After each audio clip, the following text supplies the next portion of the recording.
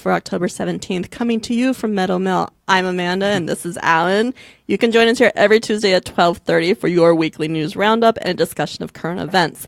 Please feel free to comment and ask us questions in the field below. Hey, Alan, how's it going? Long time no see. How are you? I'm okay. Like your haircut. Thank you. Looking snazzy. Thanks. I always have to arrange these Facebook Lives just so I can see you and have a conversation, because the rest of the time I'm like, I don't know if Alan's here. I'm here, but I'm not. Yeah, you're just very, very busy. I understand. We have several items to discuss today. Let's start with this really nice local piece from our media partner, Baltimore Fishbowl. Yep. About Senator Barbara Mikulski. Senator Mikulski's legacy will be memorialized in a permanent exhibition inside Baltimore's Enoch Pratt Central Library once its massive renovation is complete. The exhibition, set to open in 2019, will have dozens of artifacts from the senator's 45-year political career. Among them will be the Presidential Medal of Honor that she was given by President Obama. Mikulski retired from Congress last year and is now a specially appointed professor of public policy and advisor to the president at JHU. I want to give back to an institution that has given so much to me and to our community, Mikulski said. These historic artifacts are from key moments in my career. I hope they inspire others to learn and to serve. I think that exhibit sounds very cool. Yeah. I would go check it out. Me too. She's a good Baltimore figure. Icon. She's definitely an icon. In less cool news. Yeah. More on the Harvey Weinstein. Don't start blaming I know. I keep saying anything. Harvey Firestein. Harvey Weinstein watch. He's made it clear he doesn't want to be confused. Did he? Did he say something? He made a public statement. Poor yeah. guy. Yeah. The Academy of Motion Pictures, Arts, and Sciences, which awards the Oscars, voted out Jewish Hollywood mogul Harvey Weinstein on Saturday in an emergency meeting amid mounting sexual harassment, assault, and rape accusations. It was the first time in the body's 90-year history that it has expelled a member for unethical or potentially criminal behavior. In a statement, the Academy said, "We do so not simply to separate ourselves from someone who does not merit the respect of his colleagues, but also to send a message that the era of willful ignorance and shameful complicity in sexually predatory behavior and workplace harassment in our industry is over." Well, let's hope that's true. Yeah. The 54-member board of directors of the Academy, which includes Steven Spielberg, Whoopi Goldberg, and Tom Hanks, said in a statement that the vote was well in excess of the required two-thirds majority.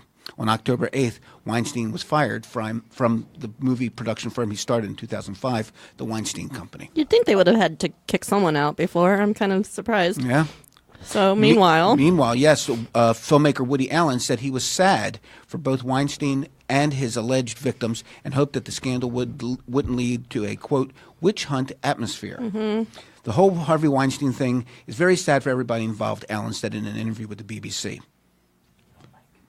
Tragic for the poor women that were involved. Sad for Harvey that his life is so messed up. You also don't want it to lead to a witch hunt atmosphere where every guy in an office who winks at a woman is suddenly having to call an attorney to defend himself. That's not right either. Don't wink at me, Glenn. Like he was even thinking about it. Allen later clarified his remarks. When I said I felt sad for Harvey Weinstein, I thought it was clear that the meaning was because he is a sad, sick man, Allen said in a statement to Variety. I was surprised it was treated differently, lest there be any ambiguity. This statement clarifies my intention and feelings. That's much clearer now. Thank you, Woody Allen. He should go have lunch with Donna Karan. They could get together. Yeah, and Mayim Bialik. Yeah, she also is under some fire for some of the things she said. Yep. So if you're just joining us, this is Jay Moore's Need to Know on Facebook Live, coming to you from Meadow Mill. Ask us whatever you like in the comments field below. Like, comment, and share at hashtag Jay Moore Need to Know. On to some equally heinous decision making. Yeah, so this is a really odd story, bizarre. Online costume company removed a Hollywood costume of Holocaust diarist. I'm sorry? A Halloween costume, sorry. What did I say? A Halloween costume of Holocaust diarist Anne Frank from its U.S. and European websites. HalloweenCostumes.com pulled the costumes on Sunday after a backlash on social media. The costume included a long-sleeve blue button-up dress, a brown shoulder bag, and a green beret. The company described Anne Frank as a World War II hero and an inspiration, adding that we can always learn from the struggles of history. Carlos Galindo Elvira, regional director of the ADL in Arizona, said in a tweet, "There are better ways to commemorate Anne Frank. This is not one. We should not trivialize her memory as a costume." Company spokesman Ross Walker-Smith apologized for any offense that the costume caused. So I saw this costume, this alleged Anne Frank costume, and it looks like a brownie. Yeah. Like, was she a brownie or some? I mean, it doesn't look like anything I would think of. They made a big mistake. It's a ridiculous costume. It's hard to go back. It's just bad. Yeah. All right, so much better news, sort of, out of California. Yes. Hagafen Cellars, the only kosher winery in the Napa Valley and Sonoma, partially reopened on Monday despite sustaining heavy damage in the wildfires racing through the area. Several buildings and virtually all of the winery's agricultural equipment were destroyed in the fire. However, the grapes already had been harvested. The inventory remained intact as well. Most of the hundreds of area wineries were forced to close in the first days of the fires, which have been burning for more than a week. Some burned down. There have been at least 41 deaths reported from the wildfires, and more than 80 people remain missing. The fires have burned over 217,000 acres. Damage estimates have topped $3 billion. As of Monday night, some 60% of the fires were reported contained. And I know that this winery was able to reopen partially, but we don't really know what the long-term effects of this are. We don't know if we can drink next year's vintage, if everything's going to taste smoky. I had 2 bottles of California at home this weekend that I thought I would try to drink just because I felt like it's time. This is appropriate. One was a Cabernet Sauv and one was a Zinfandel, and both happened to be corked. So I didn't get to drink either of them. They were ruined. And I was trying. I was like, I gotta have my California wines while I still can. So now I think I don't even know what to do at this point. I think I'm gonna have to go hoard like a whole bunch of. I just have to figure out which year I need to hoard. Right. But yeah. So anyway, this next story is amazing. Yes, it's so great cool. story. It's like Indiana Jones in real life. Shocking. An ancient Roman theater and 8 layers of cut stone were uncovered in excavations in the Western Wall tunnels in Jerusalem. Totally blew them away. They had no Amazing. idea. The discovery of the 200-seat theater structure from the Roman period confirms historical writings that describe a theater near the Temple Mount, the Israel Antiquities Authority said in a statement. The discoveries followed work to remove an 8-meter layer of earth under Wilson's Arch, the only intact visible structure remaining from the Temple Mount compound of the Second Temple period. The excavations were undertaken with the intent to date the arch, according to the IAA. The structures were built following the destruction of the temple when Jerusalem became the Roman colony of Aelia Capitolina. Who knew? Said the site excavators in a statement. From a research perspective, this is a sensational find. The discovery was a real surprise. When we started excavating, our goal was to date the Wilson's Arch. We did not imagine that a window would open for us into the mystery of Jerusalem's lost theater. This Very is cool. like the coolest thing ever. Yeah. This is what archaeologists work their entire lives for, and they just found an entire theater. I know that they were saying they're not sure if it had ever been used, which I don't really know how they can tell.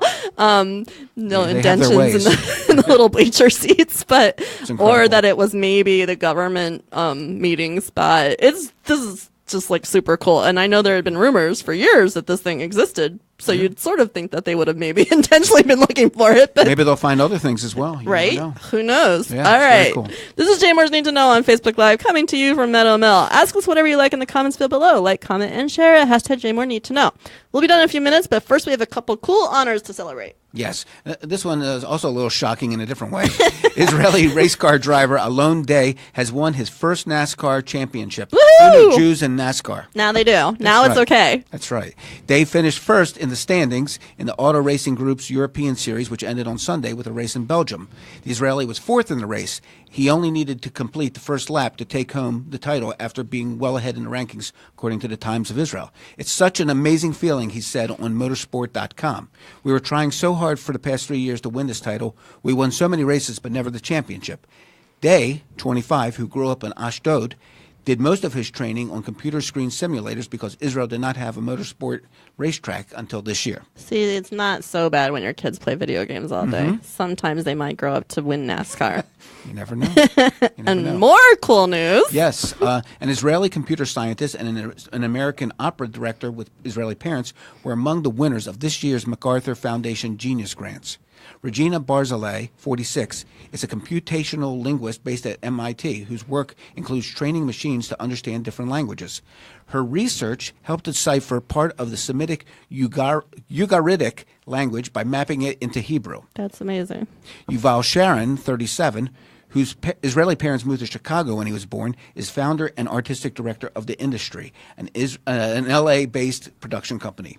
Past recipients have included David Simon, Yay. our very own, That's right, of The Wire fame, novelist Ben Lerner, and visual artist Nicole Eisenman. Also, Baltimore's Joy Scott is also a past MacArthur Grant recipient. Yeah, not Jewish, very but cool. very cool and a great performer. That's right. So congrats today and all the geniuses. You know what time it is, Alan? Yes. It's time for J-Word of the Day. This better be a really smart one. It's a good one. It's alavai, Alavai. which actually is Aramaic in its roots, although it's used in Hebrew and Yiddish. And what does it mean? It means if I only had, I wish. And its usage is I should have listened and bought 100 shares of Western Union when I had the chance. Alavai. I should have been a MacArthur genius when I had the chance, Alan. Yes. Alavai. If only. If only. That's going to be it for us today. Remember to join us here Tuesdays at 12:30 for your Need to Know News Roundup. Don't forget to comment, like, share, and follow at hashtag JMoreNeedToKnow. And go to jmoreliving.com for more news updates. Don't wink at anyone. Have a great week. Bye. Bye.